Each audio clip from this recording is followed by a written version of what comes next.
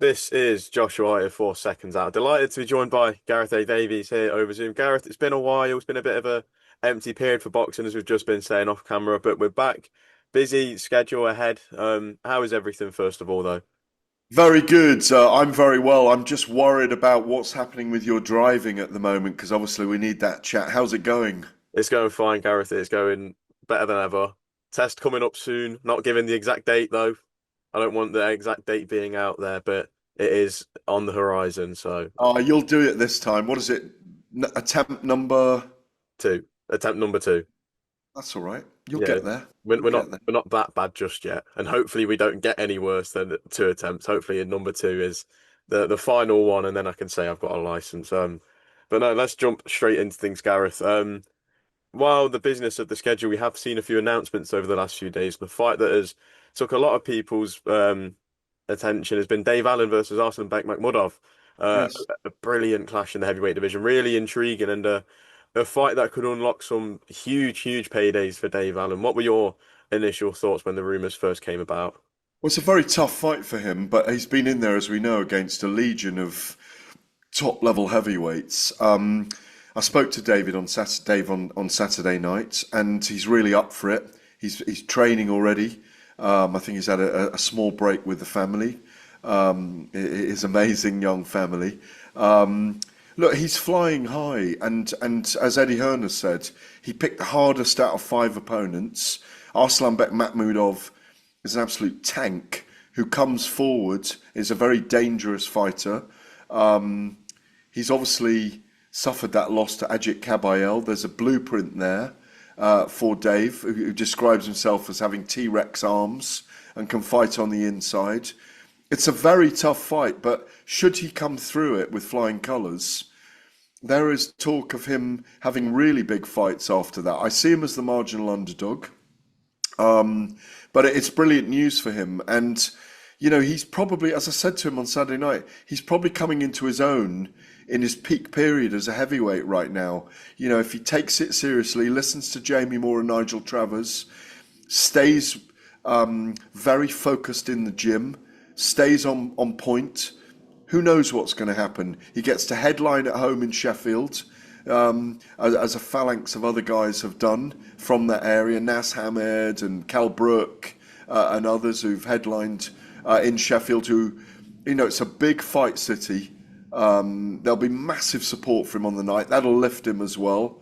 So I think it's a great matchup for him. A very tough matchup, but one that he's relishing. You mentioned you believe Dave going into this as the marginal underdog. Looking at some of the odds from some of the bookmakers, quite a few of them have him opening as a slight favourite against Makhmudov, which comes as a surprise to many people. Do you see it as a bit of a shock, Dave Allen opening as the favourite with the bookies? I'm not shocked, but I am surprised. I mean, I suppose by saying I see Makhmudov as the favourite, I'm probably picking him to win it. But I want Dave to surprise me. I want him to surprise all of us. Dave's a very underrated and understated heavyweight. He plays himself down all the time, doesn't he? I mean, I saw you in fight week at Usyk Dubois. You were there, weren't you? Yes. Dave was there working alongside with us on Talksport. He was a great addition to the team. He's a very astute observer of the sport. He knows his onions. He really does. And when you peel back the layers, he knows more and more. He's steeped in the sport. He knows what he's up against Makhmudov. And so they've got to have a smart game plan. Dave is very good. Look, he's a lot tougher. He's a lot bigger, and he's a lot more skilled than people give him credit for. And when you hear that he's taken fights in the past on short notice, he's taken fights when he hasn't really prepared for them. He's taken fights just to get a few notes in his pocket. He's beginning to be a big time earner now, or a middle range earner. And he knows that victory against Makhmudov can secure his family's future. You know, he's earning in the small hundreds of thousands at the moment, but if he can win this, and it'll be the biggest victory of his career. Obviously, the two Fisher fights were big events. Because the controversy in the first fight, as you know, I was drawn into it in some ways. That's elongated. I hope to make it up soon with the Fishers and start talking with them again as Johnny recalculates and recalibrates his career. He's got massive fights ahead of him, Dave, if he wins this. So the carrot is being dangled, and hopefully he gets in there, has a great camp, and has a brilliant fight in. I got it confused on Saturday night. It's in October, 11th of October. Yes, 11th of October. 11th of October in Sheffield. So good luck to him, and really looking forward to it. You mentioned the blueprint being there for Makmudhov, and I remember seeing an interview with Dave Allen and Ajit Kabayel during that Usyk Dubois 2 fight week where Dave kind of said that Ajit is just a better version of him or he's just a worse version of Ajit Kabayel. So do you feel like Dave has his work cut out and knows the way to beat Makmudhov, as do many other heavyweights now? Look, it's a tough ask. I'm going to be honest about this. It's a tough ask, but he is capable of doing it. It all comes down to not letting Makmudhov go heavy at him out of the blocks because he does throw his hands. That's what he does. He's a very aggressive but very hittable heavyweight, as Ajit Kabayel showed. He had to weather a storm early and then went to the body. And Dave's a great body puncher as well. So that's what he's got to do. He's got to get in close, smother Makmudov's work, and try and force him back. He's capable of it. Absolutely. You mentioned also Johnny Fisher. He's announced his new training or his new, or I don't know what I'm trying to say, new trainer in Tony Sims after splitting with Mark Tibbs. What are your thoughts on the move and heading over to Tony Sims? Not too far from home, not too far from Romford. The right move for Johnny, hopefully? Yeah, I think so. The right move for him in terms. Tony's brilliant, and we know that he's had a long and decorated time in the sport with many names. But what I think is important now is how they choose the opponents for Dave Allen. Obviously, people like Jamie TKV is one that springs to mind. Obviously, I think he's lined up to face Fraser Clark at the moment, Yeah, which that's I'd right. overlooked recently, and that's a very good fight. But he's got to rebuild his career very carefully. That's the most important thing. The decisions he makes on who he fights now. He's still a neophyte as a boxer. He's still a very young heavyweight as well. How long he goes on, I don't know. Whether he can win a British title, I don't know. But those are his aspirations, and I wish him well with it. I have no malice or no grudge against the Fishers and Johnny, in spite of perhaps being harangued quite a lot for my comments about the judging in his first fight with Dave Allen. I believe that there is fight news coming for Johnny Fisher soon. If you were part of that team putting a plan together, would you just start off with a simple 8 round and get back to the swing of things and then do a little tour, try and bring in some international opponents, maybe something like that? Yeah, I think you've hit the nail on the head. 8 rounder, get back in there, feel strong again, get his confidence back, not against someone that's going to give him too many problems. But I do agree with getting some rounds under his belt as well. Not just a can and being able to just knock someone out very quickly. Get some rounds under his belt. Because getting his confidence back is going to be very important for him going forward. Absolutely. Just moving away from this talk here with the heavyweights quickly. We've seen a few comments made recently by people close to Boxer or people who have fighters with Boxer, and a few interesting ones. Just over in Bournemouth, just over a week ago now, Adam Azim was on the broadcast. And I'm going to get the quote up now just to make sure I've got it correct. Hamza Shiraz said, "Tell Ben to hurry up with a fight date, or you'll be with Frank soon." To which Adam said, "You never know. He might be right." And then Billy Nelson has also said that he's not had a phone call answered by Ben Shalom in over 9 weeks now. What on earth is going on? Regard to Martin McCauley, yeah, in Yes. regard to, Yeah, yeah. trying to get Martin a fight date. So what on earth is going on? We've heard the rumours of the BBCi player deal, but it's all just fell very silent at the moment, hasn't it? Well, I think if that BBC iPlayer deal can be announced soon, and that is what I'm hearing as well, that's very good for Ben Shalom and Boxer. And also, it just reassures what is quite a big stable with, Callum Simpson, Ben Whitaker, Adam Azim, Caroline Dubois, Lauren Price, and a few others, Fran Hennessy, that there are fights upcoming, that there are paydays upcoming, that there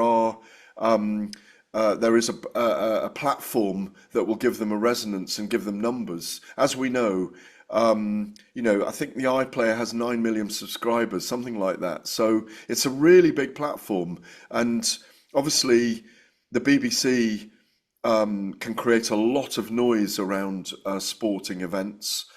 So if it is the BBC iPlayer, that I think that's an interesting move. It's a sideways move. It also begs the question: are Sky Sports going to stay in boxing? I think they've got a brilliant broadcast team. They broadcast the sport fantastically well and have done for 3 decades. So I think they'd be a loss to the sport as well. I hope they're going to stay in the game, if you like. But for Ben Shalom, who's done a pretty good job in my view over the last, I think it's 5 years, 4 or 5 years. It's great to see him get back in the game. Competition's very important. Obviously, our 2 big promoters in the country, Queensberry and Matchroom, are with DAZN. We know where they sit at the moment. We know that there's cohesion and coalitions going on, even though there's competition to do all the C's. But the most important thing is that Ben doesn't lose all his boxers and doesn't have to rebuild the stable and re-sign fighters. And that hint from Adam Azim is a sign of that they need to get to wriggle on in order to get themselves up and moving again. Like you say, Martin Bakole as well. We know obviously he lost in February to Joseph Parker, but again, he's so matchable in the heavyweight division. I wish him all the best with coming back and reassigning his stable and getting his boxer organisation moving again. If obviously, like you said, the fighters now teasing that they could be looking away for someone like Adam Azim, for example, but these are fighters that are being billed as the next stars of the sport. Your Adam Azims, your Callum Simpsons, your Ben Whitakers. Do you feel those are the types of fighters that may feel BBCi player isn't enough and may want to look for a way out? Someone like Fraser Clark, for example, we've all been told that when he signed his deal with Boxer that it was guaranteed to be on Sky. If that clause isn't there anymore, then there is a real big worry there for Ben Shalom that a lot of those fighters that are his headliners may leave to go over to your Matchrooms and your Queensberries and the other promoters, etc. Or your Oscar De La Hoyas or your Top Ranks or your Al Heymans. Look, like you say, several of them are rising stars in the sport. They have grown, and you've got to give him credit for the fact he has grown their careers on Sky, Absolutely. or has nurtured their careers on Sky. Yes, alacrity is very important here. Moving with alacrity, moving with speed, to at least outwardly say we're ready. I suspect the announcement will be soon, if they're going to do it, and I'm sure there's a lot of moving parts, a lot of talks going on behind the scenes because these guys can't wait around. They cannot wait around for their careers. So I suspect that things will move very quickly from here. Absolutely. Just last 2 topics from me. Anthony Joshua put on Instagram last week about obviously it was 12 years on from signing with Matchroom, and the interesting part of the statement was 12 years later he'll be throwing his last punches with them. Could we be seeing a possible AJ retirement by the end of this year? I don't think so by the end of this year. I think by the end of next year, I think we'll see the end of potentially Anthony Joshua, Tyson Fury, Oleksandr Usyk, all of them by the end of next year. Derek Chisora, Dillian White. It really is the end of a generation. Maybe Joe Joyce, if he has one more. No, I think there's 2 or 3 left in Anthony Joshua. Whether Jake Paul is one of those, I'm not sure about. Obviously, there's lots of noise about Tony Yoka in the background as the next fight. 2 former Olympic champions from 2012 and 2016 fighting each other at super heavyweight, Olympic gold medalists at super heavyweight. I think even though, I'd rather see Anthony Joshua go straight in for a fight with Tyson Fury rather than Tony Yoka, they are still kind of curating his career. I think the Jake Paul fight is a step too far for Jake Paul, even though there probably is a chance of that happening. I had Sam Jones in the TalkSport studio with me on Saturday night, and He reckons it might be one of the biggest, most watched fights of all time if that does happen. And I don't disagree with him because of the fact that we will not be able to believe that we're actually seeing it. Faded fighters, old fighters, yeah, is one thing. Faded MMA stars in their late 40s, former greats in their late 50s is one thing.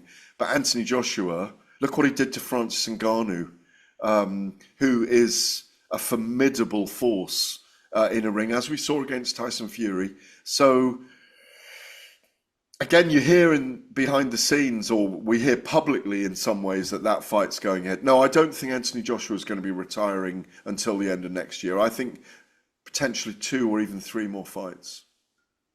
There's a lot of concern with this Jake Paul talk, though, and as big of a spectacle as it would be, like you said, we'd all be sat there just in disbelief seeing those Yeah. two in the ring together. But Until they actually get in the ring, we won't be able to believe it. reading a quote from Talksport, and again, I'm just going to get it up myself. About Ben Davison was asked about the fight himself, to which he basically shuts down the fight completely and says that he doesn't like it at all. First and foremost, how can people even talk about that? Two, where's the safety aspect in boxing? Do you know what I mean? That is a serious risk with something going wrong. So I completely agree with Ben. I mean, that's the biggest issue with the fight. You know, let's be fair. Jake Paul is an area level fighter, British area level fighter. That's where he's at as a cruiserweight. He's stepping in against a very big heavyweight who's a massive puncher. Just go back to the second fight with Oleksandr Usyk. Look how great Oleksandr Usyk has become. And you go back and look at some of the highlights of Joshua's attacks on Usyk and gave him a really hard time for 9-10 rounds in that second fight in Jeddah, Saudi Arabia. I'm almost in disbelief at the thought of when you close your eyes, then open them again and think about them in a ring together. It just doesn't seem safe, and that is my feeling about it. It's not a safe fight for Jake Paul. It's a very dangerous fight for him physically, and I don't think it should be licensed by anyone. You know, it's fine talking about it as part of the boxing circus, and you know. Like I say, you said it yourself, we'd be rubbernecking more than anything. But a part of you would be worried about the health of Jake Paul in there and what Anthony Joshua was capable of doing to him. Will it happen? I hope not. Can it happen? Probably, because it's a behemoth of an event commercially. And I hope it doesn't happen. That's the bottom line for me.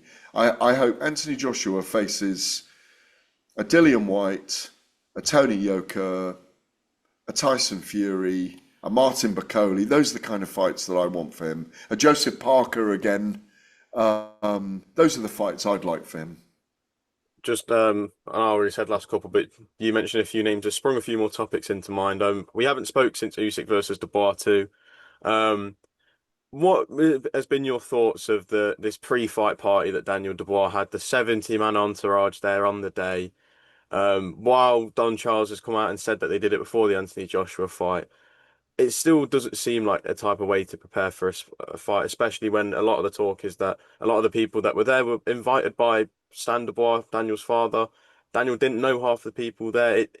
There just isn't something right about it, is there? Well, that's your view. And it is the view of former fighters, Tony Bellew, Carl Froch, Derek Chisora, very resonant voices, former fighters in the sport. They have fantastically strong opinions, and three men who I deeply respect in the sport as well. You know, that the people like Carl Frampton saying it's hardly the ideal preparation for a fight, but not for them. We know that there was a similar type of gathering, as Don Charles calls it, party gathering ahead of the Anthony Joshua fight. No one was complaining about that, but given the performance, there wasn't any reason to. The party itself, it's up to them what they do. Stan Dubois, Daniel Dubois' father, is someone who loves him deeply, who cares about him, who's nurtured him, who's helped him, who's curated his son to this position in his life. And he's already very successful as a sportsman, as a person at the age of 27. The thing that I think probably didn't go right for them was, if it is true, is this argument about the entourage being allowed to come in, and the discussions and arguments that went on. Right, we're going away, then we're not going to go in and have the fight. Those things were probably far from ideal, and everyone's judging this based on Daniel's performance on the night, where he's been critiqued for not getting up and fighting back when he was knocked down twice, and certainly the second time. And people have judged all sorts of things, looked into the finite details of that he walked back to his corner afterwards. He was looking at the referee when he was being counted out. I prefer to look at the majesty and brilliance of Oleksandr Usyk on the night, and how he averted any danger from Daniel Dubois, who, let's be truthful about this, he's an on-top fighter, and had he been allowed into the fight by Usyk, he would have tried to dominate him and attacked him. It was the brilliance of Usyk that averted that danger from Dubois on the night. So, yeah, I mean, of course you can make the case that it was less than perfect, given what happened in the fight itself. But it's up to them how they choose to. I mean, I'm interested in Frank Warren's view afterwards. Don Charles wasn't heavily critical of it. We haven't heard Frank Warren heavily critical of it, and that they were going to have a post-mortem, not post-mortem, but an investigation, a chat into whether it was the right thing or not afterwards. Frank, I don't think, has commented on that yet. People have got their views on it. People have got their views on everything. Had Daniel Dubois come out successfully on the night, people would be saying, well, he needs to do it every time. Maybe they need to look again. I think he'll come again anyway. I think he's a particular style of fighter. And the Usyk style and brilliance and ring generalship, skills, southpaw movement, feints, footwork, just did for him on the night. Just lastly, what are your views on the quit allegations and the quitter name being labelled on Daniel Dubois again? It's not the first time it's happened, but when you do look at videos, the corner do actually throw the towel in as well. Do you believe people maybe do their research a bit more, or people fair to still hand out criticism like that? Yeah, if people want to say that he's a quitter, then that's up to them. And particularly in fighter to fighter, they've got a fighter's code. And quit is a word, you can look at it semantically, what the word means to different people and how you understand the deeper meanings of quitting. I mean, people accused him of quitting against Joe Joyce when his head was jabbed, his eyes, his eye socket was damaged. And people accused him of being a quitter then, but look what he's come back and done. Look at his performances against Anthony Joshua, but again, in that fight, he got on top. I think Daniel is one of those guys who survives to fight another day. That's how I prefer to see it. He's not someone that's going to take damage and come back and come back and come back in a fight. It's just the way he's built. People were also saying Anthony Joshua's a quitter. I don't agree. Anthony Joshua fights back till he's got nothing left in him. People are just made differently. And I think Daniel is what he is. I still think he'll come back and win a world title again. But it's about who he fights, how he manages to put it on the opposition, and whether he's on top in the fight or not. It's just the nature of the person. Absolutely. Gareth, I'm going to leave it there. Thank you very much for your time. Always good to catch up. And I look forward to catching up again soon. Thank you. It's always a pleasure speaking to you, Josh, and always a pleasure speaking to secondsout.com.